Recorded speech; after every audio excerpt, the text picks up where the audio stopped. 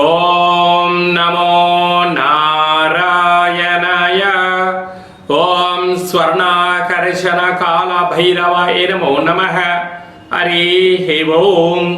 మా ఛానల్కి స్వాగతం. చూస్తున్న వీక్షకులకు ప్రేక్షకులకు ప్రియ కాల భైరవ భగవద్బంధుకి స్వాగతం పలుకుతూ మమ్మల్ని ఎంతగానో ఆదరిస్తూ ఉండబడినటువంటి ప్రియ సోదర సోదరీమణులకు, జ్యోతిష్య అభిమానులకు, సనాతన ధర్మ సంరక్షకులు అందరికీ కూడా ఆషాఢమాస అమావాస్య సందర్భంగా, అమావాస్య అనగానే అష్ట కష్టములను తొలగించుకొని అష్ట ఐశ్వర్యాలను, అమృతతుల్యమైన జీవితాన్ని ఎలా స్వాగతం పలకాలో మనం చేసుకునేటువంటి మాసమే మనకు ఆషాఢమాస అమావాస్య సందర్భంగా ఎలాంటి విధి విధానం పాటించడం వల్ల అఖండ ఐశ్వర్యం కలుగుతుందో సంపూర్ణంగా తెలుసుకుందాం.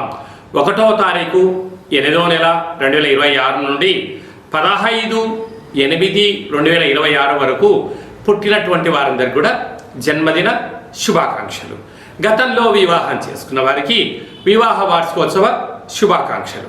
ద్వాదశ రాశుల్లోని గ్రహ గమనాలు వీక్షింపచేద్దాం. విశేషంగా మనకు ఏడాది తర్వాత కుజ భగవానుడు మిథున రాశిలో సంచారము, అక్కడే బుధుడు స్వక్షత్రకారకుడు. 12 సంవత్సరాల తర్వాత రవి భగవానుడు దేవగురు బృహస్పతి ఉచ్చస్థితిలో ఉండగా సంయోగ సంచార స్థితి, సింహరాశిలో కేతు సంచార స్థితి, కన్యరాశిలో శుక్ర సంచార స్థితి, కుంభరాశిలో రాహు సంచార స్థితి, మీనరాశిలో శని భగవానుని సంచార స్థితితో ద్వాదశ రాశుల్లోని గ్రహ గమనాలు ఈ విధంగా ఉన్నాయి. సింహరాశి వారికి ఏడాది తర్వాత రాశాధిపతి రవి భగవానుడు వ్యయంలో సంచారం. ఒకవైపు అష్టమ శని సంచార స్థితి ఉన్నప్పుడు ఎన్ని జాగ్రత్తలు సూక్ష్మంగా పాటించాలో మీకు తెలుసా? సింహరాశిలో ఏ నక్షత్రాలు వస్తాయనగా మఖా నక్షత్రంలోని 4 పాదాలు, పుబ్బా నక్షత్రంలో 4 పాదాలు, ఉత్తరా నక్షత్రంలో 1 పాదం కలిపితే సింహరాశి. రాశాధిపతి రవి భగవానుడు, వీరికి రాశిలోనే కేతు, ధనావాకు కుటుంబ స్థానంలో శుక్ర సంచార స్థితి ఉన్నప్పుడు చూడడానికి మేడిపండు చూడ మేలుబై ఉండును, పొట్టవిప్పు చూడ పురుగులుండును అన్నట్టుగా గ్రహాలు అనుకూలంగా లేని కారణం వలన అనేక రకాలైనటువంటి గ్రహ సంచార స్థితి అనుకూలంగా లేదు.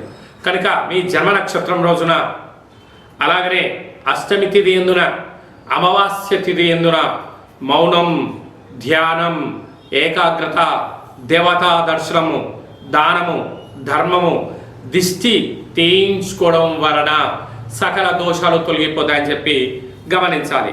అలాగా వీరికి సప్తమంలో రాహు, ప్రేమికులు చాలా జాగ్రత్తగా ఉండాలి. భార్యాభర్తల మధ్య అన్యోన్యత అవసరం. పార్ట్నర్షిప్ వ్యవహార కార్యక్రమాలు నడిపించే వారందరూ కూడా ఓర్పు, నేర్పు, సహనం అవసరం. శని భగవానుడు వక్ర గమన సంచార స్థితిలో ఉన్నాడు కనుక వాహన ప్రమాదాలు పొంచి ఉన్నాయి. తస్మాత్ జాగ్రత్త. ఏకాదశి స్థానంలో కుజ భగవానుడు సంచార స్థితి ఉన్నప్పుడు దయచేసి అప్పులు ఇవ్వద్దు, అప్పులు కూడా తెచ్చుకోవద్దు, స్థిర చరాస్తులను పోగొట్టుకునే ప్రయత్నం చేయొద్దు. అలాగనే వ్యయంలో రవి భగవానుడు ఖర్చు స్థానంలో సంచారం చేస్తున్నాడు, అక్కడే దేవగురు బృహస్పతి ఉన్నారు కనుక ఏదైనా మీరు తెలిస్తేనే చేయండి, తెలియలేదు పెద్దవారి యొక్క సలహాలు కూడా అవసరం.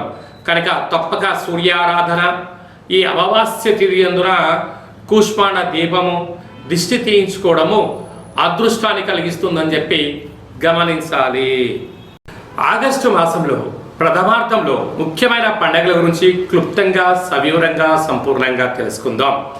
6వ తారీఖు 8వ నెల 2026 ఆషాఢమాస కృష్ణపక్ష బహుళ అష్టమి గురువారము, భరణీ నక్షత్ర సందర్భంగా మనము బహుళాష్టమి అనగానే విశేషంగా క్షీణచంద్రుడు ఉండడం, భైరవ స్వామివారి స్మరణ ధ్యానం వలన సకల అష్ట కష్టాలు తొలగిపోతాయని చెప్పి గమనించాలి. కనుక కాలాష్టమితో సమానమైన అష్టమి కనుక ఇంట్లో ఒక కుష్మాండ దీపాన్ని వెలిగించడం, ఇంటికి దిష్టి తీసి పలగొట్టడం వలన సకల అష్ట కష్టాలు తొలగిపోతాయని చెప్పి గమనించాలి. 12వ తారీఖున ఆషాఢమాస బహుళపక్ష అమావాస్య పుష్యమి ఆశ్లేష నక్షత్రంతో కూడుకున్నటువంటి బుధవారం రోజు అమావాస్య సందర్భంగా మనకు కులదేవతలు, గ్రామ దేవతలు, ఇష్టదేవతల యొక్క స్మరణ, గతించిన పెద్దవారికి ఆ రోజు వారిని స్మరించడం, వారికి తర్పణం వదిలిపెట్టడం లాంటి కార్యక్రమం చేయడం వలన సకల అష్ట కష్టాలు కూడా తొలగిపోతాయి. కనుక అమావాస్య తిథి యందున మనం ఆవగించంత భక్తిని, శక్తిని, ముక్తి మోక్ష మార్గానికి బాటలు వేయగలిగినట్లయితే మనకన్నా అదృష్టవంతులు ఎవరు లేరు అని చెప్పి గమనించగలగాలి. ఆషాఢమాసం అనగానే మనకు ఈ భూమండలం అంతను కూడా వర్షాకాలంలో జరుగుతూ ఉండబడిన కాలం కనుక ఇంటిని మనం ప్రతిరోజు శుద్ధి పెట్టుకునేటువంటి కాల సమయంలో పసుపేసి అందులో ఉప్పేసి క్లీన్ చేసుకోవడం, ఇంటి సింహద్వారాలకు పసుపుతో అలంకరించడం, అలాగే ముగ్గు పెట్టడం వలన గ్రామంలో ఉండబడినటువంటి అంటే బయట సంచరించే క్రిమి కీటకాలు మన గృహంలోకి రావు అని చెప్పి కూడా గమనించాలి. అలాగనే ఇంటిలో కులదేవతల, గ్రామ దేవతల, ఇష్టదేవతల స్మరణ, కూష్మాణ దీపము ఇంటి యజమానికి నరదృష్టికి దిష్టి తీసి బయట వేయడం వలన సకల గ్రహ దోషాలు తొలగి ఐశ్వర్యం కలుగుతుందని చెప్పి గమనించాలి. ఇలా కుదరలేనటువంటి వారు ఈ కింది నెంబర్ సంప్రదించినట్లయితే ఆ అమావాస్య తిథి యందు ఎలాంటి విధి విధానాలు పాటించాలో సవివరంగా సంపూర్ణంగా తెలియచేయడం జరుగుతుంది. అలాగనే మీ వ్యక్తిగత జాతకం తెలుసుకోవాలనుకుంటున్నారా?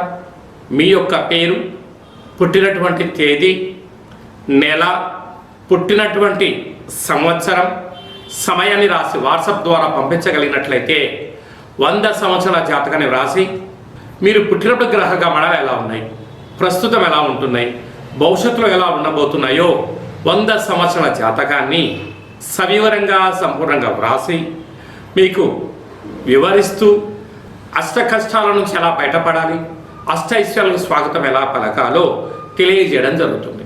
అలాగనే చాలామందికి పుట్టినటువంటి కాల సమయంలో డేటా ఆఫ్ బర్త్లో లేనటువంటి కారణం వలన మీ పేరు యొక్క మొదటి అక్షరాన్ని అనుసరిస్తూ రాశిని తెలియచేస్తూ రమణ శాస్త్రం ద్వారా అనగా గవ్వళ ద్వారా కాళభైరవ ఉపాసన చేత భూత భవిష్యత్ వర్తమానాన్ని తెలియజేయడం జరుగుతుంది. ఈ కింది నెంబర్ని సంప్రదించి అపాయింట్మెంట్ తీసుకొని సంప్రదించగలరు. అందరికీ ఆషాఢ మాసంలో అమ్మవారి యొక్క కృప కటాక్ష వీక్షణలు, అందరికీ మంచి ఆయురారోగ్యాలను, విద్యార్థులకు విద్య, ఉద్యోగస్తులకు ప్రమోషను, వ్యాపారస్తులకు వ్యాపార ఆకర్షణ, రాజకీయవేత్తలకు మంచి అవకాశాలు కలిగించాలని మనసారా కోరుకుంటూ ఆశీర్వచనం. ఓం శతమానం భవతి శతాయ పురుష సతేంద్రియ ఆయుష్యేవేంద్రియే ప్రతిష్టతి ధనం ధాన్యం బహుపుత్రలాభం శత సంవత్సరం దీర్ఘమాయు సర్వే జనా సుఖినో భవంతు లోకా సమస్తా సుఖినో భవంతు సర్వం కాళభైరవ దేవతార్పణమస్తు. హరి ఓం. ఈ వీడియో మీకు నచ్చినట్టయితే లైక్ చేయండి, షేర్ చేయండి, మా ఛానల్ సబ్స్క్రైబ్ చేసుకోండి. ఆధ్యాత్మిక భక్తి సమాచారాన్ని భగవద్బంధులకు, మిత్రులకు, స్నేహితులకు చేరవేసి హిందూ ధర్మాన్ని కాపాడండి.